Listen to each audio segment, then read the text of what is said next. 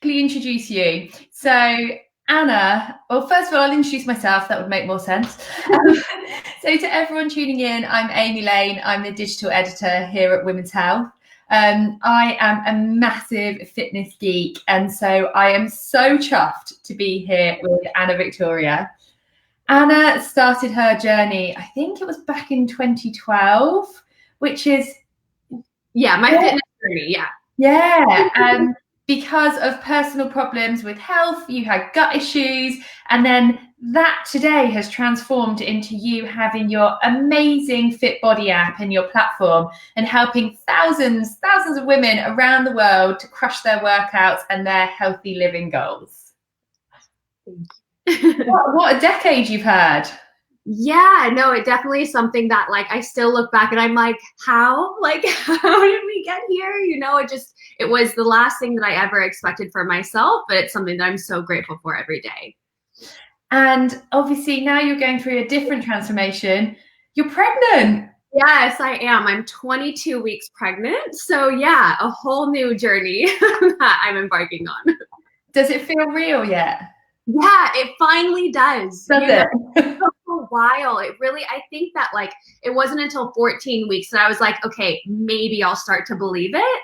And then like every week it just gets more and more real. So you've been such an inspiration online because you have been so honest and transparent about your struggles with getting pregnant.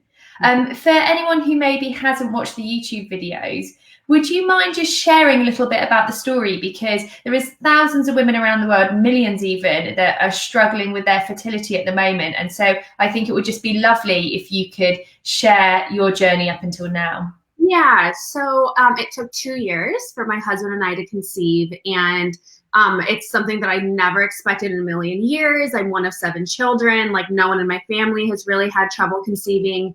And I just thought that as soon as I got off birth control, that it was going to happen within a few months. And at the 6-month mark, I talked to the doctor and he was like, this is normal, it takes a healthy couple an average of 6 to 12 months to conceive. But I still in my head, I was like, okay, sure, like any month now, And then when we got to the 12-month mark, that's when we were like, okay, it's not happening, like we need to go see a fertility specialist, and I got that referral.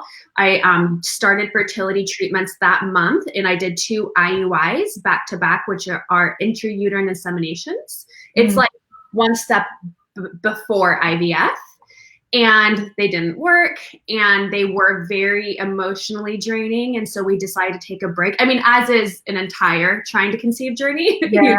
It's very draining. So we took a break and said if we don't conceive by late summer of 2019 that we were going to do IVF. And we didn't conceive, so we began IVF. I did my first cycle. The transfer was in November, and it worked. So I am pregnant now. Oh, amazing.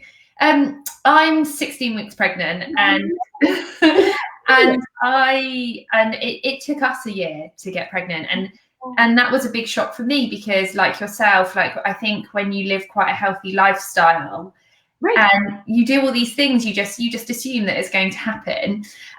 When you were then going through the struggles of getting pregnant, did you start to consider that maybe you were exercising too much, or did you start to be plagued by these thoughts of actually, is my lifestyle impacting this? Yeah, absolutely. I mean, at that point, you have to look at everything, Yeah. And that can be dangerous, like mentally and emotionally, because you kind of go down a rabbit hole of, is everything, hurting me right now, like in terms of what I'm eating or the environment, my beauty products, etc. And so my doctors did tell me to, I'm not a very extreme person with my workouts nor with my meals. So like I wasn't eating in an extreme caloric deficit, and I wasn't working out 7 days a week and doing, 2-3 hour long sessions. But at that point of not having been able to conceive, it was like, I'll try anything, like my workouts, she pretty much told me, like, we want you to gain a little bit of weight, eat more calories, work out a little bit less, and let's see. It wasn't ever like, this is what's causing it. And honestly, I really don't think it was because, obviously, like, I had stopped. I had, gone really easy on my workouts for a while, increased my calories, and still went 6 months and nothing changed. But at that point in my mind, it was like, no amount of gaining, 10 pounds, like I'm not going to let that get in the way of conceiving. So. And was that hard, taking your foot off the gas a bit and seeing your body change? Because obviously for so long that you'd been in this shape where you were so lean, and then suddenly you're putting weight on, because all for the greater good, but Yeah, no, absolutely. Definitely all for the greater good. But yeah, I can't deny that it was hard. But I have to be totally honest. It was not hard for me personally. Like, personally, I truly love my body through all stages. But I will say, like, being on on social media and in front of, over 1 million people, like, that puts pressure on you. And just, getting comments or having people just, I don't know, I was afraid of not being as, like, motivational, and inspirational, which is funny because I've got thousands more women that were like, no, you're so much more inspiring now that you're, sharing that your life is going through these ups and downs. But that still didn't make it any easier, It's like you can have 100 good comments, can't you? And then there'll be one negative one, and that's all that you think about. Right. Yeah, it's an unfortunate trick our minds play on us. I've just had a question come in from Instagram. Naza on Instagram would like to know about your training mindset when you were preparing for IVF. So obviously once you'd gone through all of this and then you'd started the IVF journey, did you have to change your training even more? Did you dial it back? Did you worry again?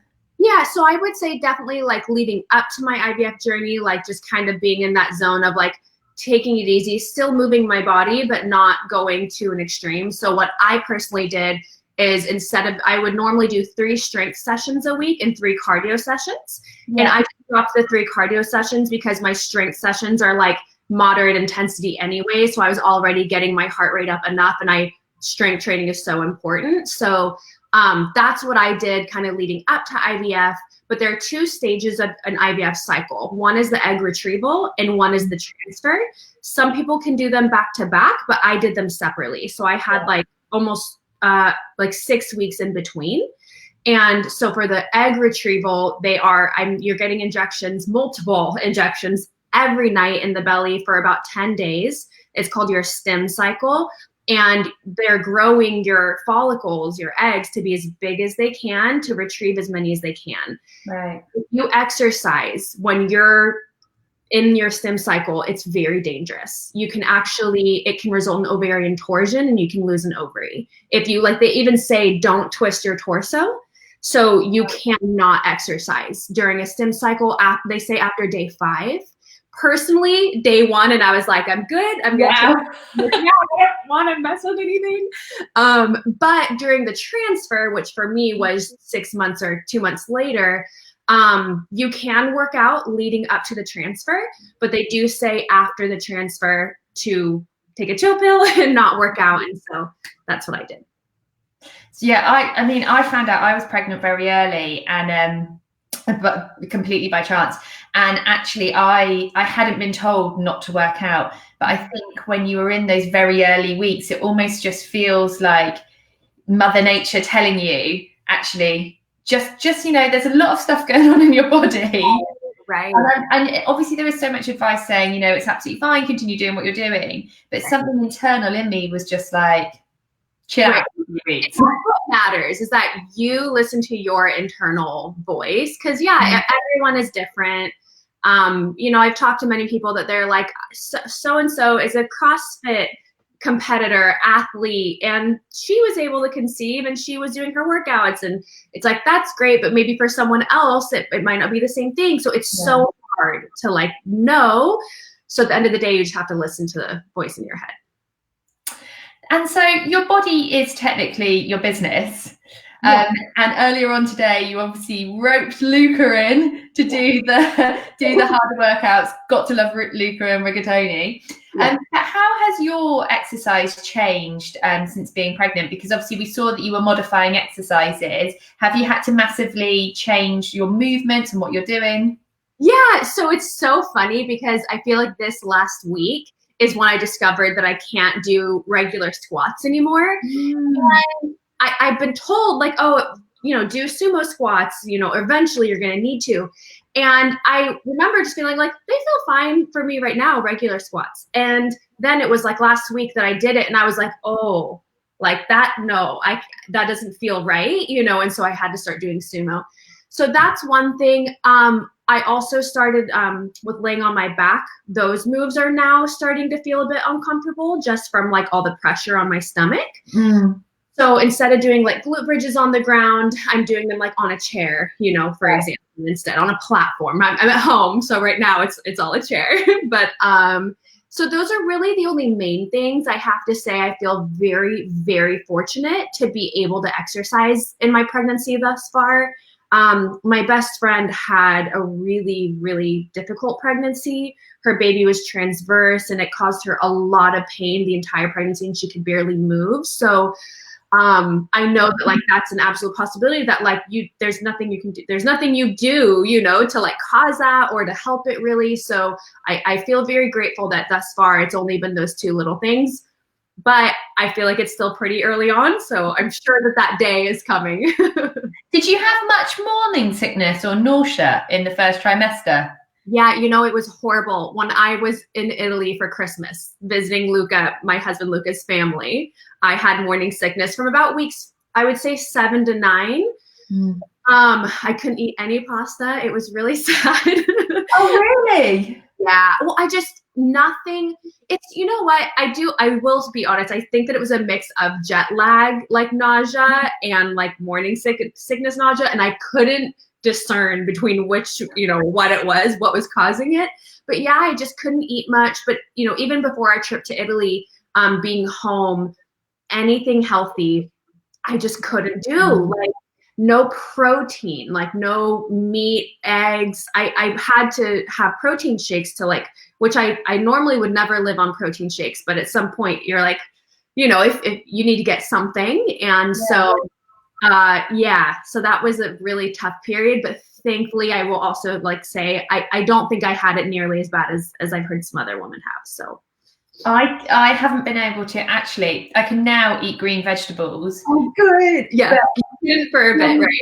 Weeks 5 to 14, I was like, nope. Did you 5 to 14? That's a long time.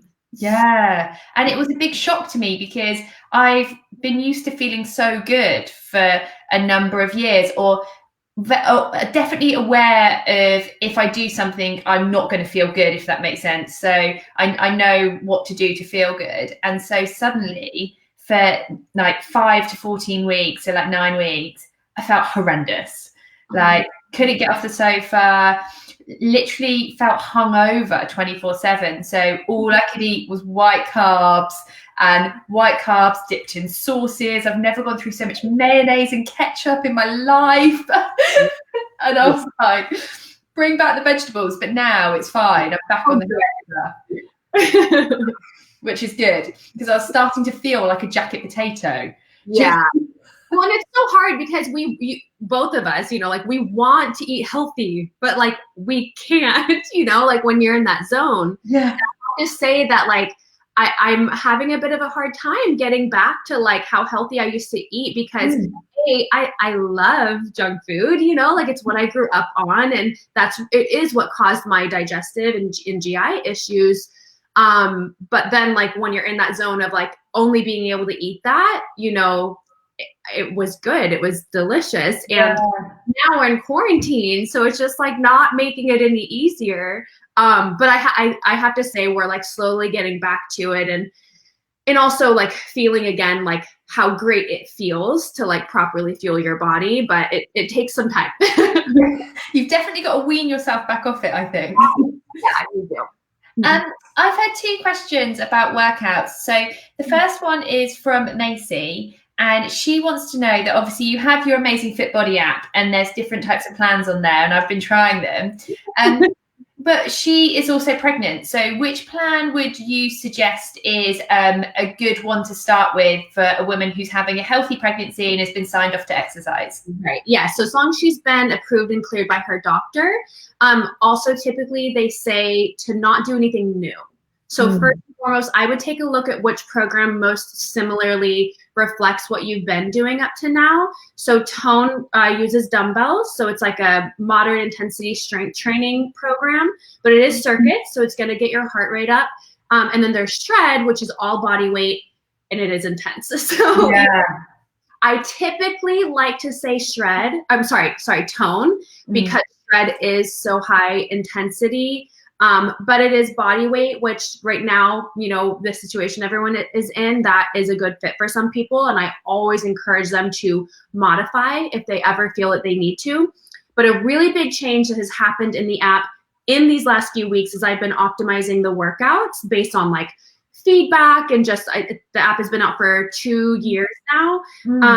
And I have to say, the workouts were almost too hard. That was the feedback I was getting. And so what I did, I don't want to make workouts easier because they need to challenge you, but I made beginner workouts all low impact in Tone and in Shred.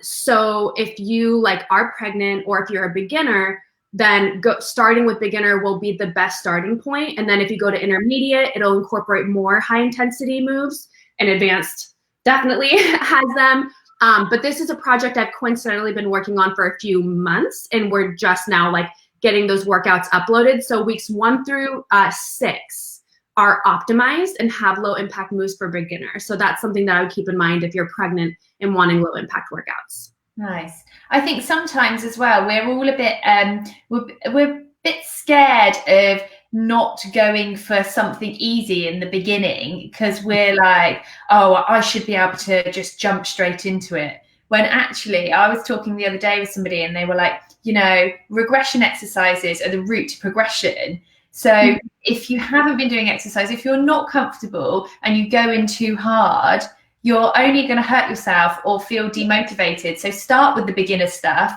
like own it, and then move on. Yeah, absolutely. Marissa has asked about workouts in quarantine. Yes. Yeah. How are you finding that? And I know you're being quite inventive with using like chairs as a bench and stuff in your living room. Yeah. So I want to be totally honest. I love the gym. Like, I love the environment. I love just access to all the weights. It's not that I use them all the time, which I do sometimes, but like I also do some body weight and dumbbell work, but I just love the environment. So this has been a new interesting experience of like being forced to work out at home, and I am loving it. Like I feel like it's been such a great lesson for me, for my husband, Luca, for everyone, that you can get such an amazing workout in at home. Even if you don't have like traditional weights, we used, we got like, you know, recyclable bags. We put books in them, and we were using those for weights. And it actually is making it so Luca's been the one doing it. And he's like, this is so much harder because the bags are swinging and you have to stabilize them even more. So he's like, my arms are even more sore than normal. So, so that's one side of it. I think getting creative and really just like getting it done. Like, that's something that I call it like robot mode. Like, you just like, as soon as you think about working out, it's hard to get motivated to work out at home because there's the couch, you know, that's how I see it anyways. And so channeling robot mode at home has been a bit of a new challenge, but I think it's been really amazing, a great lesson. And we have to do our best right now. So, and then also just following, for me, I'm doing both a combo of Tone and Shred from my app right now. So that's helped a lot. And you literally are just working out on that mat space, aren't you? Yeah. I know that's I've been stalking your stories. But, you know, that's what you're making do with. You're doing everything there. Yeah, pretty much just the length of a yoga mat. That's about as much space as you need. Nice. And I suppose you've also got rigatoni. So should you need a big thing to squat with? I actually tried the other day, and I think it's just been a while that I picked him up. And I was like, oh my, he's like 80 pounds now. And I don't know, just in my head, I'm like, oh, he's still 50 pounds. And so, yeah, no, I had to set him down after one rep, but. I bet. I've got a question from Mira who wants to talk about calorie deficit. So she's saying that she wants to lose body fat because she's currently about 29% because she wants to get her abs showing, which obviously is a goal of many women. What's the best way to do this? She's asking. Yeah, so definitely, I mean, number one is being in a caloric deficit. And so for those of you that don't know what a caloric deficit is, so how many calories your body needs to maintain your body weight is a caloric maintenance. And if you eat 500 calories less than that, so let's say your maintenance is 2,200, and if you need to be in a deficit, you'd eat 1,700 calories a day. And that is how much you would need to lose, they say, on average, 1 pound of fat per week, which I don't love that like kind of comparison, because I had been in a caloric deficit for the large part of my journey. I wasn't losing a pound every week. Yeah. At some point, that almost becomes a bit of your maintenance, which is a little dangerous. That's why you never want to go too low. So you definitely want to be eating the amount that your body needs to fuel your body, to repair muscle, to give you energy. But, scientifically and mathematically, you have to be in that caloric deficit to lose body fat. That's number one. So a lot of people say like, well, will keto help me lose more body fat, or will intermittent fasting? So there's no one diet that is superior in terms of fat loss, no matter what marketing gimmicks you are reading. Yeah. It is purely that if you're doing keto, you're likely you're in a caloric deficit. If you're doing intermittent fasting, it's removing a few meals a day in a caloric deficit. And this isn't to say that one is like better or worse. It's all a matter of what works best for you. And I think that's great. I think that's so freeing, because if you just know, okay, it's just about being in a caloric deficit, but I like eating this way and that works, then that is all that matters. Because I think that if someone tells you, well, keto is the best, or this is the best, and you try it and you fail, then you think that there's something wrong with you, or there's something wrong with your body, that you can't see progress. And that there are very few cases. There are some, but there are very few cases where there is a medical reason for why you can't lose body fat. And so for the large majority of us, it just purely is being in that caloric deficit. And then step number 2 would be your protein intake, so your macro distribution. If those who are watching don't know what macros are, it's your protein, fats, and carbs, and they're called macronutrients because you need them in large quantities. Micronutrients are your vitamins and minerals, and you need those in smaller quantities. So macro, micro. And protein is the most important macronutrient food group when it comes to seeing progress, because of repairing, rebuilding muscle, which will help you burn fat for the long run. And then the rest is kind of distributed somewhat equally among fats and carbs. You can do higher fats if you want and lower carbs, or higher carbs, lower fats. I wouldn't recommend too low of fats, because that helps your hormone regulation, and it does also help your body's ability to absorb vitamins and minerals. But yeah, so that's kind of, there's a bit of like a tier of like what is most important in terms of seeing fat loss. But I think it's so important to make the distinction that this is talking about fat loss. This is not talking about health. There is a really, I feel like I've seen so much, like I follow a lot of researchers in the industry, because I want that science-based information. And I see so much of it like, this is what you need to lose weight. This is what you need. But that doesn't mean that that's going to equate to good health. And that is where, whether it's not being in a deficit for a period of time, whether it's a few weeks or a few days, or just allowing yourself those treats, is really, really important. Because yes, also for physical health and for your body, cortisol, how that impacts your body's ability to lose fat and be healthy, but also mentally and emotionally as well. So I'll stop here. I could go on and on about macros forever. So it's so interesting. And actually, we've had another question coming in, which is slightly related to nutrition. And Lucy was asking if, when you were trying to conceive, were you advised to eat more of anything or less of something else in like any food group?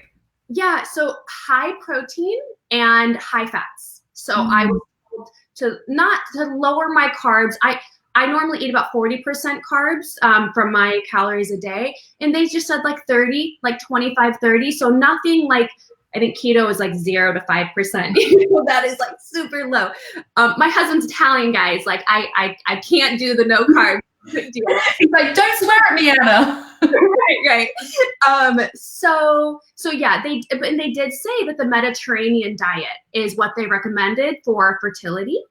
And so just, you know, I want to say high protein, but a, you know, decent amount of protein, but having a variety of protein sources. So, you know, both meat, you know, lean red meat, chicken, fish, which I don't like fish. So that one is no. I will I turn into a 5-year-old child when I'm eating it, like, fine, I'm going to eat it, you know, but I will do it because I know it's so good for me, but I don't enjoy it.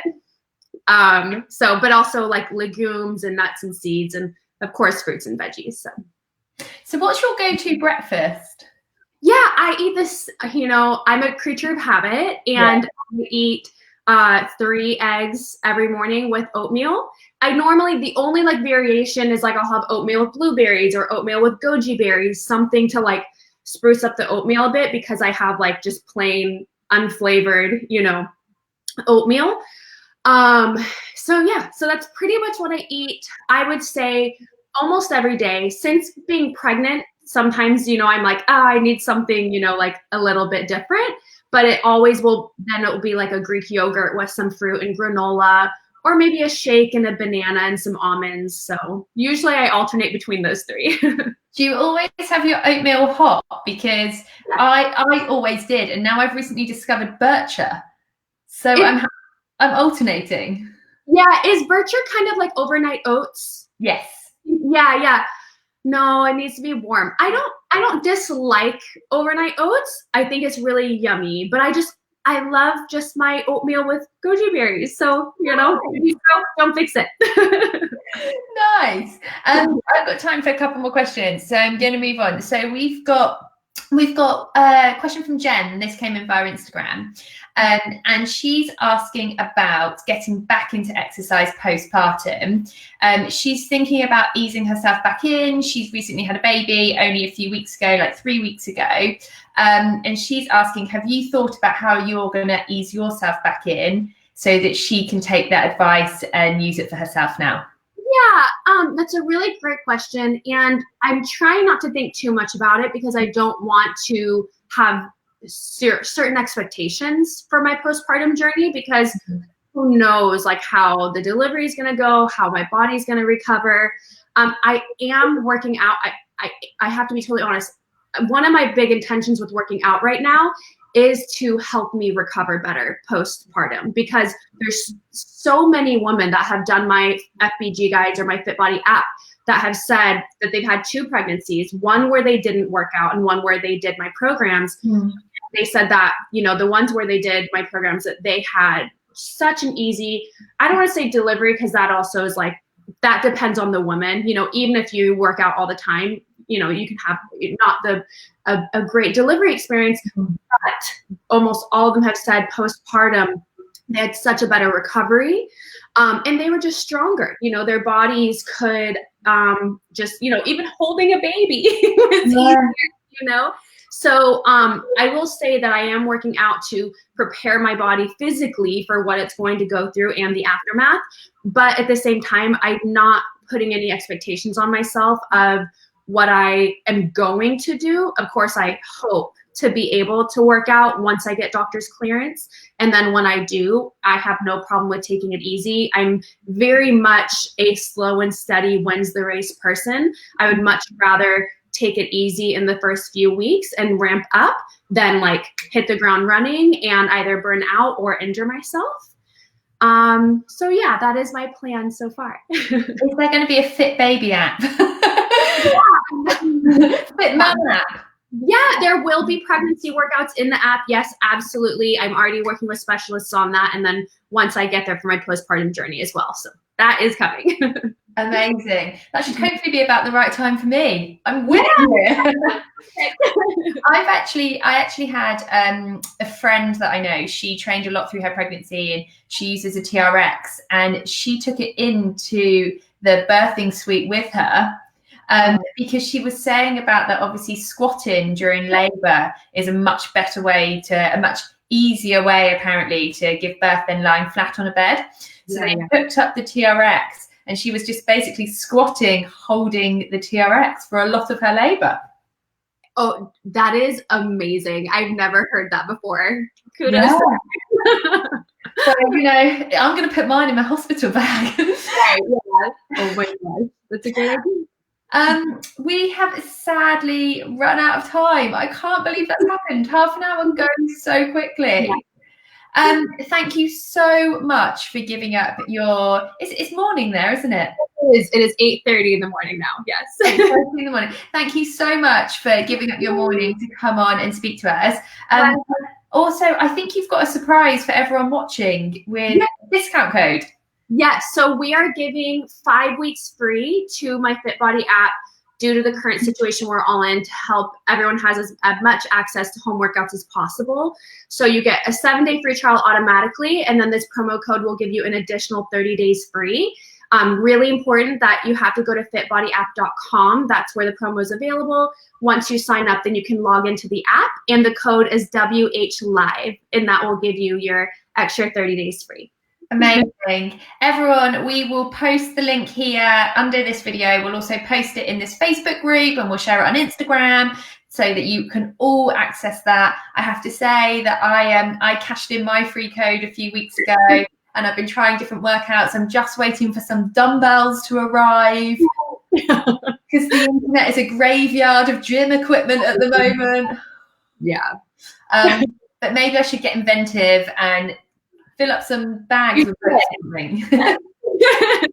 Well, thank you, Anna, and thank you, everyone, and have a lovely rest of your day. You too. Bye.